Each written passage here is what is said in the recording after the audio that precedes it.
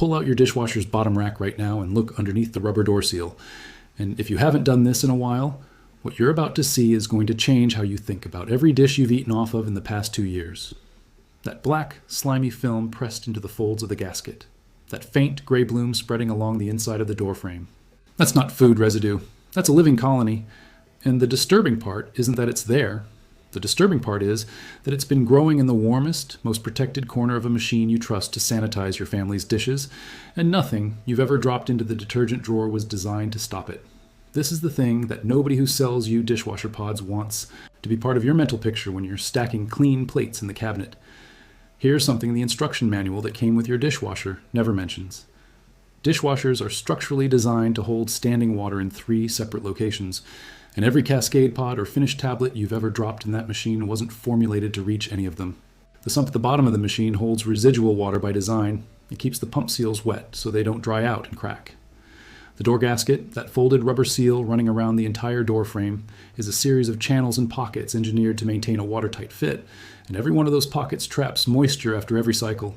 The spray arm bearings, the filter housing. None of these surfaces get the full heat exposure of the wash cycle. None of them get the chemical concentration of your detergent. Modern dishwasher detergent is optimized for one thing: cleaning silicate-based food residue off ceramic and glass at high temperature. That's it. The surfactants, the enzymes, the rinse aid compounds, they're tuned for that job. They're not antifungal. They're not antimicrobial in a broad sense. And the manufacturers know this because they sell you dishwasher cleaner separately, a different product for a different problem. And that product doesn't permanently fix anything either. Come back in 6 weeks and the mold is back because nothing changed about the environment that made your dishwasher a perfect fungal habitat in the first place. That's the loop. That's the business. In 1953, household chemistry looked very different, before the appliance industry and the detergent industry realized they had more to gain from working together than competing against each other. In the post-war period, when dishwashers were just becoming a household item, maintenance guides from that era recommended something specific for the rubber and plastic components. A diluted acid treatment periodically applied that changed the surface pH of the materials themselves. Not cleaned them, changed them. The logic was simple and it worked. Mold and mildew colonies require a narrow pH band to anchor and reproduce. Shift that band even slightly toward the acidic end, and the rubber gasket stops being viable real estate for fungal growth. This wasn't obscure chemistry. It was taught in home economics courses. It was printed in appliance manuals from companies like Westinghouse and Hotpoint. It was understood as basic maintenance, the same way you'd descale a kettle or season cast iron. Then, the detergent market consolidated in the late 1950s and early 1960s. Major chemical companies, Procter & Gamble, Colgate-Palmolive, Lever, Brothers, were building recurring revenue models around consumable products. A maintenance technique that required a one-time purchase of a pantry staple didn't fit that model. It didn't disappear overnight. It was just quietly stopped being talked about. New appliance manuals stopped mentioning it, home economics curricula updated, and 3 generations later, nobody who grew up after 1965 learned it as standard knowledge. The replacement? Quarterly dishwasher cleaning tablets, monthly descaler sachets, a subscription to the problem instead of the solution.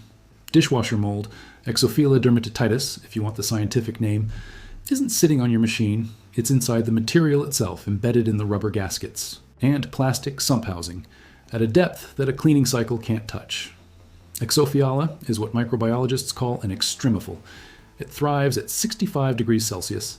It survives commercial dishwasher temperatures. It doesn't need much organic material to sustain a colony. Trace food particles and biofilm are more than enough. It's melanized, meaning it produces the same dark pigment that makes it appear as black mold.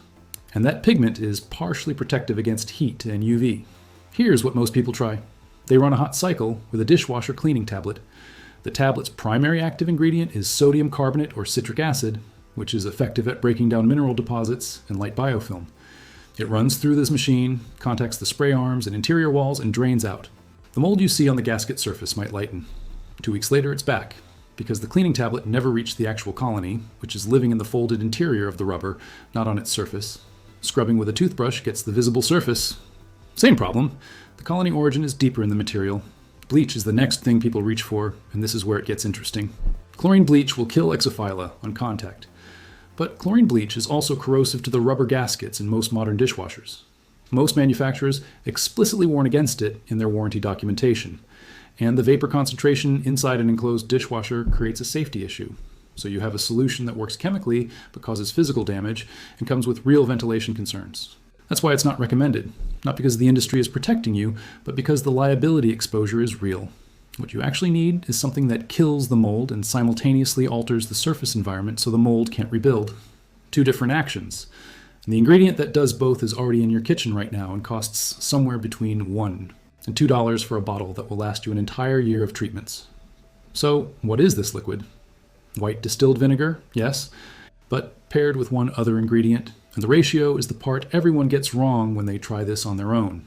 Plain vinegar at 5% acidity, undiluted, applied directly to the gasket with a cloth, will lighten surface mold and shift the local pH, but it doesn't penetrate. It evaporates before it reaches the fungal root structure inside the rubber folds. The effect is cosmetic and temporary. The compound that turns this from a surface wipe down into a permanent kill is hydrogen peroxide, standard 3% from any pharmacy or grocery store. The clear bottle in the first aid aisle, $2. When you combine white distilled vinegar with 3% hydrogen peroxide in a 2-to-1 ratio, 2 parts vinegar, 1 part hydrogen peroxide.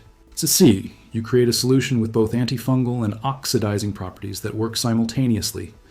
The acetic acid in the vinegar penetrates the rubber material and shifts the pH. The hydrogen peroxide releases oxygen radicals on contact with organic material, which disrupts the melanin structure in exophala and destroys the cell walls of the colony at depth. Together, the penetration depth is dramatically higher than either compound alone. Here's exactly how you do this. Remove the bottom rack completely. Mix 2 parts, white distilled vinegar with 1 part 3% hydrogen peroxide in any container.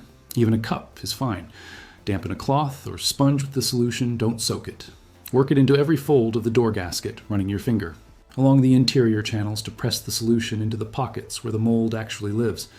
Use a clean toothbrush for the tight corners and the point where the gasket meets the door frame. Let it sit for 20 minutes. Don't wipe it off early. The oxidation reaction is still running. After 20 minutes, wipe clean with a damp cloth. For the filter housing and sump area, remove the filter assembly according to your model's instructions, which usually just means a quarter turn and lift. Submerge the filter components in the same 2-to-1 solution for 15 minutes, then rinse. Replace. Run 1 empty hot cycle after you're done. This flushes any residue from the interior, and the heat accelerates the final phase of the oxidation reaction on any surfaces the solution contacted but didn't fully saturate. Do this process once. Then repeat it once every 3 to 4 months. Not because the mold will come back in full force, but because maintaining the pH shift at the gasket surface prevents any new colony from establishing a foothold. The first treatment is the kill. The maintenance treatments are the prevention. This costs you roughly 40 cents per treatment at current grocery store pricing. The entire annual maintenance program runs under $2. Your dishwasher will outlast the one your neighbor just paid $1,400 to replace. Not because you bought anything special, but because you now understand what's actually happening inside that machine and what it actually needs. Most dishwashers that get replaced aren't mechanically failed. The pump works, the heating element works, but the interior has developed a mold and biofilm problem significant enough that the owner either can't tolerate the smell, worries about the dishes being truly clean, or has been told by an appliance technician that the gaskets need replacing. Gasket replacement on a mid-range dishwasher runs $200 to $400 in parts and labor. The exact problem this $2 treatment prevents.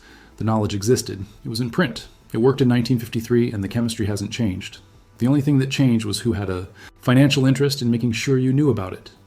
If this kind of practical knowledge matters to you, the stuff that used to be common, that somehow disappeared from general circulation, there's a lot more in this same category. Subscribe, and you'll see the next one when it goes up. And drop a comment below if you've actually tried a vinegar or hydrogen peroxide treatment on your machine before. I want to know what results you got, because the ratio and application method make a significant difference, and I'd genuinely like to hear whether anyone landed on the right formula on their own.